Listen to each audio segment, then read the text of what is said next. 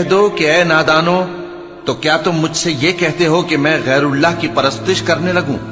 اور اے پیغمبر، تمہاری طرف اور ان پیغمبروں کی طرف جو تم سے پہلے ہو چکے ہیں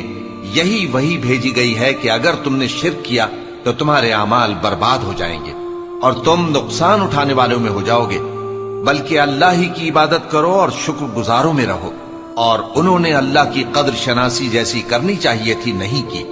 اور قیامت کے دن تمام زمین اس کی مٹھی میں ہوگی اور آسمان اس کے داہنے ہاتھ میں لپٹے ہوئے ہوں گے، اور وہ ان لوگوں کے شرک سے پاک ہے، بلند و برتر ہے۔ اور جب سور پھونکا جائے گا تو جو لوگ آسمانوں میں ہیں اور جو زمین میں ہیں سب بے ہوش ہو کر گر پڑیں گے مگر وہ جس کو اللہ چاہے۔ پھر دوسری دفعہ سور پھونکا جائے گا تو فوراً سب کھڑے ہو کر دیکھنے لگیں گے، اور زمین اپنے پروردگار کے نور سے چمک اٹھے گی اور اعمال کی کتاب کھول کر رکھ دی جائے گی،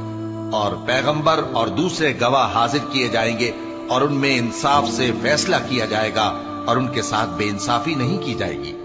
اور جس شخص نے جو عمل کیا ہوگا اس کو اس کا پورا پورا بدلہ مل جائے گا، اور جو کچھ یہ کرتے ہیں اس کو سب کی خبر ہے۔ اور کافر گروہ گروہ کر کے جہنم کی طرف ہانکے جائیں گے، یہاں تک کہ جب وہ اس کے پاس پہنچ جائیں گے تو اس کے دروازے کھول دیے جائیں گے،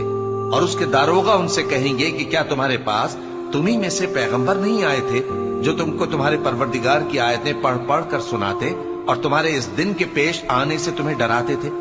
وہ کہیں گے کیوں نہیں،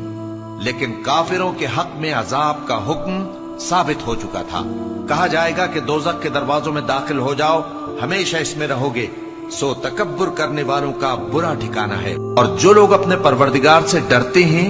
ان کو گروہ گروہ کر کے بہشت کی طرف لے جایا جائے گا، یہاں تک کہ جب وہ اس کے پاس پہنچ جائیں گے اس حال میں کہ اس کے دروازے کھولے جا چکے ہوں گے، اور اس کے داروغہ ان سے کہیں گے کہ تم پر سلام ہو، تم بہت اچھے رہے،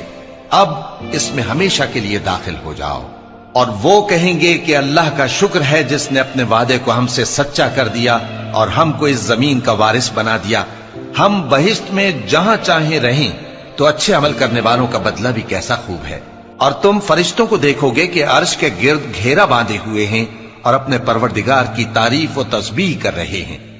اور ان میں انصاف کے ساتھ فیصلہ کر دیا جائے گا، اور کہا جائے گا کہ ہر طرح کی تعریف اللہ ہی کے لیے ہے جو تمام جہانوں کا مالک ہے۔